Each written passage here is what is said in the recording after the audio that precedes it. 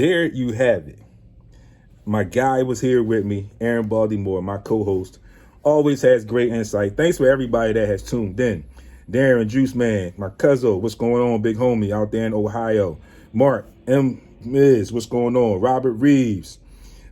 Chuck, I know you are tuned in. I knew you were going to be kind of quiet because we kind of talked real quick on social media, and you said you didn't want to get too deep into it. But a lot of the things that we just talked about, a lot of things we just said, are basically the things that have summed this whole saga up.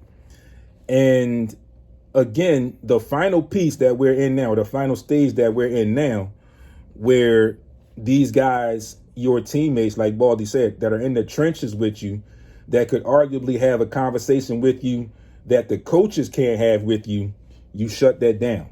But we honestly, like Baldy said, we honestly don't know if it was him himself or if it was his camp who said, shut that down.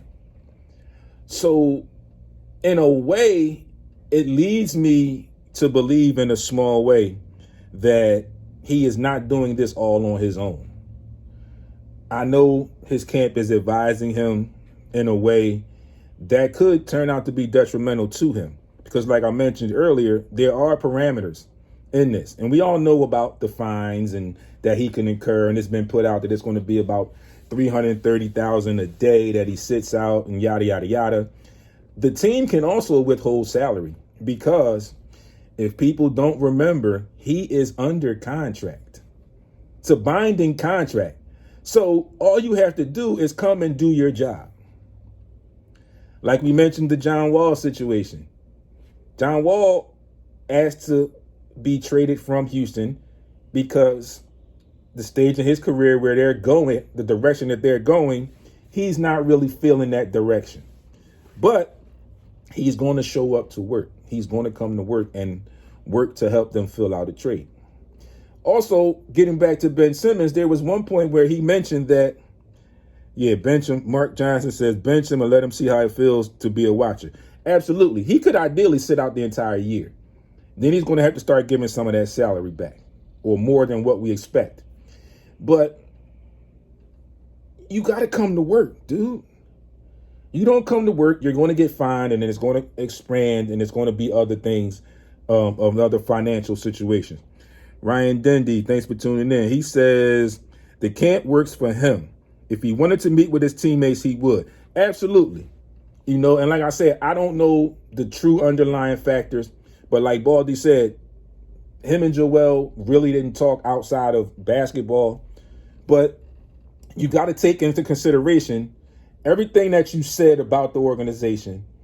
And you got 3 teammates who still wanted to come and talk to you. And like I said, maybe it was just for them to see where his head was truly at. So we can put some closure to him. It's like, all right, this dude ain't coming. All right, well, we ain't going to worry about it. We're going to go back to work and do what we need to do with what we got. And on the flip side, it could have been on the level of where they were going to go and try and say to him, look, dude, we need you. We can do this together. But the bottom line is you are showing a side of you that a lot of teams, a lot of owners and coaches will not want to deal with. You said that it's not your job to increase or develop your trade value. Well, I think you're wrong there because you are the one that's playing. You are the one now that's holding out. You are the one that doesn't want to talk to anybody. So who in their right mind is going to want to take on that along with the salary that you have? Not too many teams there. And again, people are stuck on the point that, or some people are stuck on the point now that the Sixers are not going to get what they expected, what they asked for in the beginning was a king's ransom, so to speak. If you understand the business side of basketball, and let's take away all this nonsense that's going on. Let's just talk about the basic basketball situation and the basic basketball business. Yes, he is an all-star. Yes, he has been all defensive. Okay? True. Very true. So in a business sense, the Sixers would not have served themselves well if they did not ask for what they asked for. But now it's getting to the point where they may have to take the best deal possible. Keyword there, may, because we also have to remember he is under contract. And just because you demanded a trade, you're under contract with us. We, as the Sixers organization, do not have to trade you. I'm going to say that again for people that might not understand or might not have heard me correctly. He is under contract with an organization business-wise. They do not have to trade him. Like I just read, Mark just said, let him sit out and let him watch. Let him sit out, incur those fines, which he's now saying that he's okay with. Allegedly, you just bought a $17 million house in LA. When these fines start kicking in, and then when the team gets to the point in the parameters of the NBA business scheme where they cannot pay you because you didn't come to work. See how that, if it gets to that point, let's see how his thought process changes. So, all in all, I think the Sixers are arguably doing the right thing. And again, they are making every attempt to have some dialogue, have some connection with them. Again, like I said, Doc Rivers is still putting out, and I just saw a flash on my phone. Doc Rivers still would like to have him on the team. Obviously, his three teammates would still like to have him on the team.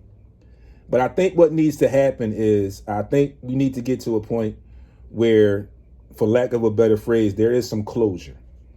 Where these guys, as far as his teammates and his coaching staff, can legitimately say, we going into training camp tomorrow. This dude ain't here, so we just going to move on with what we got, and we going to make work with what we got. Also, there's an issue with his management and his camp that I have when they tried to bring Tyrese Maxey into the fold. Why would you do something like that? And I'm glad that after the fact, Tyrese Maxey put out a statement that, yo, I don't have anything to do with that. And ideally, and he's right, he doesn't. But you say that now you want Tyrese Maxey out. You tell people in the city not to do things with him business-wise, whatever, because, yo, if you look at Tyrese Maxey's situation, Tyrese Maxey right now could arguably be in the ideal situation to kickstart his NBA career. Okay? He now sees that Ben Simmons going to starting point guard. I could arguably become the starting point guard if I work on my game, which he has done. We saw what he did in the summer league. You saw the improvements in the summer league. You saw the leadership coming in the summer league. And what did he do right after the summer league? He went right back to the gym and continued to work. So, folks, we will definitely continue to keep our ears to this situation. Abdul Malik, Mag, what's going on? He says, Bum Simmons is a classic example of this generation's entitled ASS thinking. Philly gave you love and loyalty, and your soft blunt wasn't a man of his word.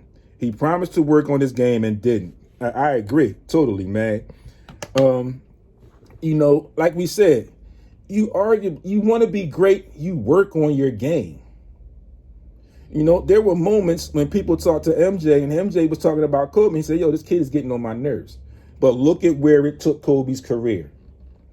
Like Baldy mentioned, the coaching issue with AI, his coaches prior to Larry Brown and partially with Larry Brown. Then it got to the point where he realized maybe this dude does know what he's talking about. AI ends up in the Hall of Fame. Didn't win a championship, but he still ends up in the Hall of Fame. But the greats either continually work on their game or at the right moment, things click. Apparently, it hasn't clicked for this guy. And I'm going to leave you with this, just like I've said umpteen thousand times. In my opinion, I've talked to people, and people, when it all started, said, well, yeah, you'll be sorry when he goes to another team and he gets better and he does this and he does that. And I've said to several people, as far as the kid being a basketball player, and I like a lot of the things that he can do on the basketball court, I said I hope it does play out for him that way. But right now, where he's put himself doesn't look like that's really going to happen. Because the way that you're acting, you denied your teammates, you adamant about not coming and this and there, you're willing just to accept fines. Your professionalism is gone, non-existent.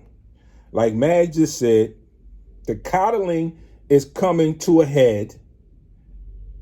The spoiled brat is coming to a head. And there's not many organizations who are going to want to deal with that, because in the back of their mind, they'll say, with his talent, let's take a chance. But wait, what if he does this same thing again? What if the coach says something to him and then he does this thing again? How are we going to recoup, or how are we going to deal with that? Folks, you have been tuned into the Sports Rap Podcast right here on Heat 100 Radio, each and every Monday, 11 a.m. to 1 p.m. Also, all week on social media. And again, you know where to find me. The video is going to go up, so if you didn't get a chance to comment, you can comment. I will be checking it frequently throughout the day.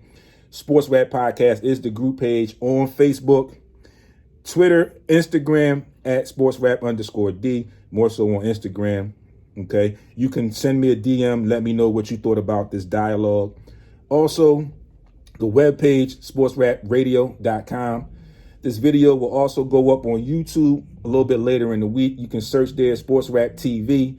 Get over there, like your videos, subscribe to the channel, and hit that bell so you know when videos will go up. Thanks, Mark. Thanks for tuning in, bro. Appreciate it. Monday morning, the beginning of the work week. A little chilly start out this morning. It's going to be 81 degrees as a high. Get out, enjoy some of this liquid sunshine. As I always say, be great on purpose. Tune in all week. Thanks, Brent. Thanks, Ryan. Appreciate you as well. Be great on purpose.